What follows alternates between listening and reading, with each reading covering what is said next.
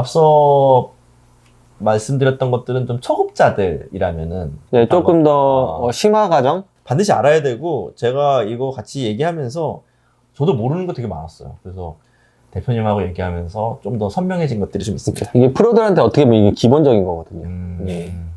그 가끔 오버프린팅 체크해주세요 이런 얘기 해요. 오버프린팅이 뭐예요 도대체?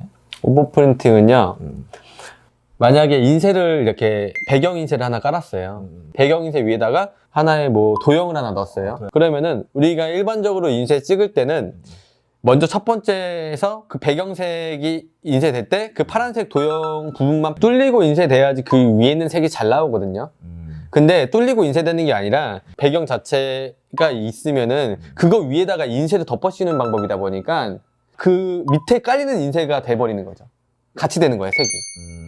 그래서 위에 모니터 화면에서 본 대로가 나온 게 아니라 일러스트 상에서 실제 뒤에 있는 것까지 인쇄가 같이 돼버리는 거죠. 배경에 있는 CMYK랑 위에 동그라미가 겹쳐서 인쇄된다는 거예요? 그렇죠. 그러면은 약간 불투명도 준 거 비슷한 느낌. 비슷한 느낌이에요. 아, 근데 원래 그렇게 안 돼요? 이거는 무조건이 아니라 오버프린트 위도하는 경우도 있어요. 아, 오버프린트를 의도할 때는 예. 오버프린트를 체크해야 되는구나. 그렇죠. 아. 그러니까 그런 것들을 잘 체크해가서 풀어줘야 되고, 아. 그다음 자동으로 오버프린트가 되는 경우도 있어요. 예를 들면은 먹 100을 만약에 넣었어요. 어떤 거 할 때. 그러면 그 부분이 자동으로 오버프린트가 되는 경우도 있어서, 그거는 이제 인쇄 과정에서 컨트롤 되는 건 아니고 종종 그런 일이 벌어나는구나. 우리 제작사나 판 이제 인쇄하는 CTP 판에서 그런 것들 좀 체크해가지고 해주는 경우도 있는데, 오히려 이거는 내가 확실히 모르고 들어가면은 실제 하는 경우도 있고 안 하는 경우도 있다고 있잖아요. 그러다 보니까는 이거는 저희 쪽에서 체크하는 게 아니라 보통은 이게 클라이언트 디자인 할 때부터 돼 있어야 되는 거죠. 근데 대충 내용을 보면 이게 오버프린트를 하는 거다, 안 하는 거다 알기 때문에 저희가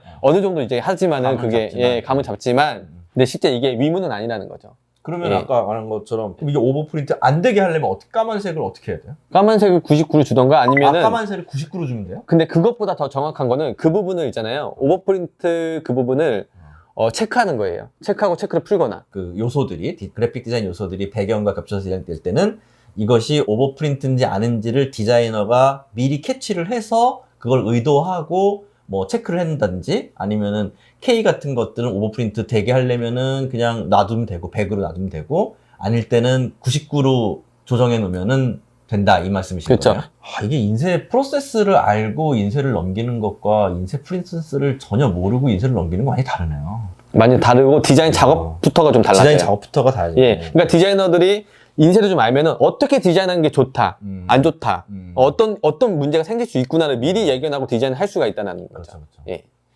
그 다음에 이제 디자인 넘길 때 제일 의문이 됐던 부분이 별색하고 후가공이야. 별색이 도대체 뭐예요? 뭐 팬톤 컬러, 뭐 별색 지정하라, 뭐 많이 하잖아요. 예, 예. 그러니까 우리가 색을 보통 할 때 CMYK로는 웬만한 색 구현이 다 되는데, 별도의 이제 막 형광색이라든지 금색이라든지 은색이라든지 이런 것들은 별색으로밖에 구현이 안 돼요. CMYK 말고의 별도의 그 하나를 지정해가지고 만들어주는 걸 별색이라고 하거든요. 별도 색상을 예. 별색이라고 하는 그렇죠. 거구나. 별도 색상이 별색이에요. 그러니까 그러니까 별색이 중요해지는 게 뭐냐면은 CMYK에 없는 색을 할 때도 별색으로 만들어가지고 넣어줘야 되고, 두 번째로는 중요한 컬러 있잖아요. 이게 첫 번째 인쇄 찍었을 때가 있고 두 번째 인쇄도 좀 비슷하게 좀 찍어야 돼, 최대한. 근데 CMYK로보다 그때 별색을 지정해서 하면 근접해지는 거예요, 계속. CMYK도 비슷할 거 아니야, 같은 색으로. 달라요. 인쇄를 찍을 때마다 다 오차가 다 많이 발생돼요. 그럴 때는 이제 별색을 써서 색을 좀 유지하는 거네. 그렇죠. 그렇다고 100%는 아니고 별색을 써가지고 이제 지정을 하면은 가장 그냥 근접하게 맞출 수 있다. 예. 인쇄 파일에서 별색을 따로 이렇게 지정하라고 하잖아요. 예.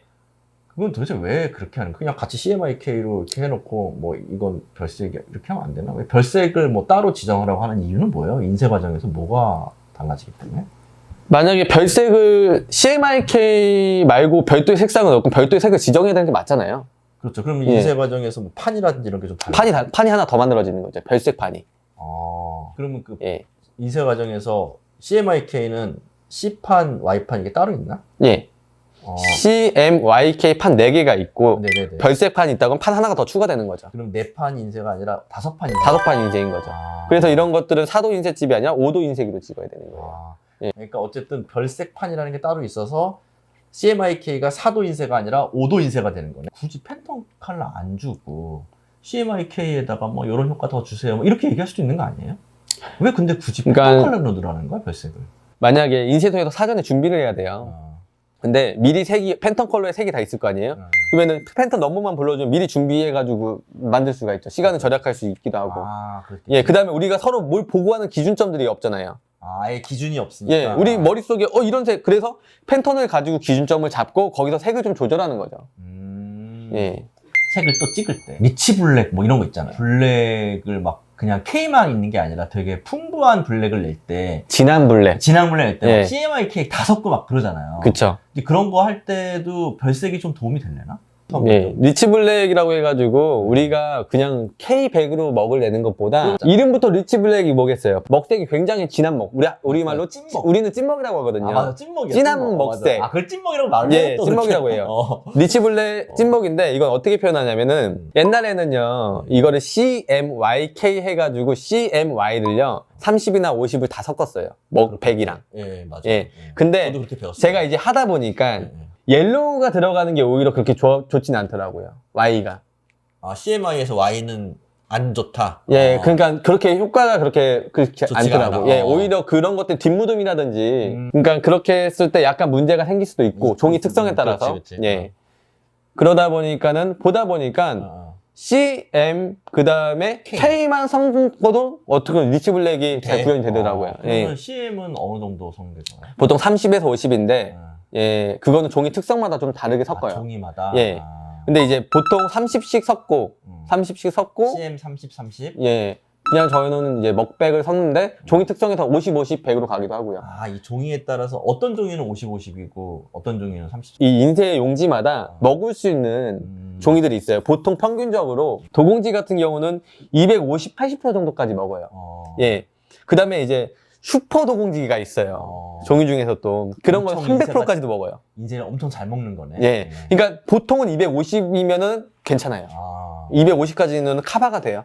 근데 이제 후가공인데 항상 이 후가공 하면은 인쇄소에서 후가공 레이어는 따로 해주세요 이렇게 얘기를 해요. 예. 별색은 레이어 이렇게 따로 해달라는 얘기는 안 하는데 그러니까 레이어를 따로 해달라는 경우도 있고요. 일러스트 레이어 아니면은 판을 딱 2개 줘가지고 따로 판 뽑아달라는 경우도 있는데 예, 레이어를 따로 하는 게 좋죠. 왜 후가공은 왜 레이어를 따로 하는 거예요? 우리가 만약에 인쇄하는 거에 후가공까지 같이, 후가공은 인쇄할 때 같이 하는 게 아니잖아요. 다른 공정이잖아요. 공정이 아예 다르구나. 공정이 다르다 보니까 레이어가 어떻게 보면 공정 구분이잖아요. 예, 인쇄는 인쇄 레이어로 하나에 묶고 그 다음에 후가공 예를 들면 금박이라든지 이런 것들은 박가공 같은 경우는 박 레이어로 따로 묶어가지고.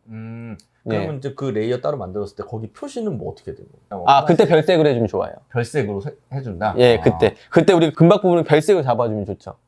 레이어를 구분 짓는 건요, 우리가 데이터를 업체에서 업체끼리 넘길 때, 디자인할 때, 제작업체를 넘길 때, 버전에 따라가지고 레이어들이 묶일 수가 있어요, 하나로. 근데 별색으로 지정되다 보면, 이거 왜 별색 돼 있지? 이거 딱 보고 나서, 따로 구분 지을 수가 또 거기서 있는 거예요. 레이어를 또 별도로 구분 짓기가 좋은 거예요. 그러다 보니까, 진짜 이 디테일에 벌써 딱 제작하는 사람들은요, 이 사람이 프로다. 아니다를 다 거기서 알아요, 그냥. 데이터를 보면은 예. 알게 되는구나. 그리고 그런 데이터는 대체로 디자인이 다 잘 돼 있어. 예. 패키지 디자인도 굉장히 뭐 여러 가지 뭐 학생들이나 이런 사람들이 다양한 매체를 통해서 막 디자인을 많이 하잖아요. 예. 막 그분들이 막 칼선에다가 그냥 디자인 대충 앉혀가지고 막 보내는 경우 되게 많잖아. 그쵸. 근데 그런 경우에는 진짜 프로처럼 작업이 안 돼 있고 막 대강대강 막 보내는 경우가 되게 많겠네요. 다 사고예요. 근데 이거 만약에 이거에서 사고 났어요. 제작사랑도 싸워. 회사에서도 깨져. 그리고 이걸 알면은 디자인을 할 때도 보여요. 어떻게 디자인을 하면 좋은지가. 뭐 마지막으로 하고 싶은 얘기들은 저희가 정말 뭐 지금 이렇게 조금 더 테크니컬한 부분적으로 들어갔지만은 많은 얘기 할 게 정말 많아요 지금. 할 얘기 하고 싶은 얘기 많다. 하고 싶은 정말 많아요. 근데 이런 거는 조금 꼭 알아두면 좀 좋을 것 같은 내용들이어가지고 그냥 먼저 이제 좀 선보인 거고. 팁으로. 예, 팁으로 선보인 거고. 하고 싶은 얘기가 많으시다. 예, 아예 많아요. 디자인이 힘들어요, 사실 디자인의 일이. 맞아요. 근데 나는 거기에 좀 도움이 되고 싶은 거야. 예를 들면 클라이언트 응대하는 방법이라든지 이런 경우에서 어떻게 해야 되는지라든지 뭔가 디자인을 작업할 때 좀 더 빠르고 어떻게 작업하는, 제가 이제 또 디렉터 입장이다 보니까는 그럼 다음에 또 실전 디자인에 도움이 되는 컨텐츠로 또 찾아뵙도록 하겠습니다.